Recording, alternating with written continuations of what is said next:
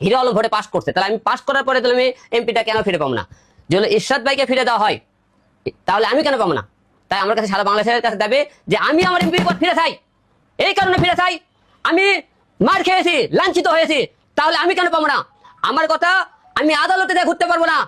আদালতে অনেক ঘুরেছি, আইনের কাছে অনেক গেছে, মামলা করেছি, কিন্তু মামলা কোনো রায় পাইনি। কিন্তু আপনারা সবাই জানেন হিরো আলম ভোটে পাস করেছে, এবং একটাই কথা দাবি, আমি হিরো আলম একদিনকে জন্য হলেও বাংলাদেশের এমপি পদ চাই। আমি আপনাদের কাছে এটা আমার দাবি, সারা বাংলাদেশের কাছে একটাই দাবি, যেহেতু ইরশাদকে আপনারা এমপি পদ দিয়েছেন, সরি মেয়র পদ দিয়েছেন, তাহলে আমি হিরো আলম কেন পাবো না? আলম ভাই, এটা তো আসলে আদালতের ব্যাপার।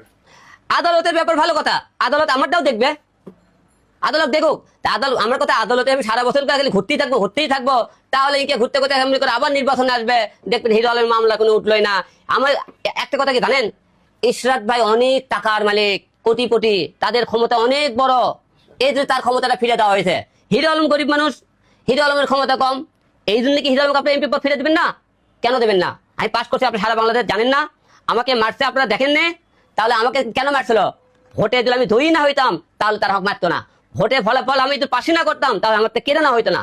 তাহলে আপনারা কি বলতে চান আমি পাস করিনি? অবশ্যই পাস করেছি, এবং অবশ্যই আমাকে এমপি পদ আপনারা ফিরিয়ে দেবেন। আমি বাংলাদেশের একদিনের জন্য হলেও এমপি হতে চাই।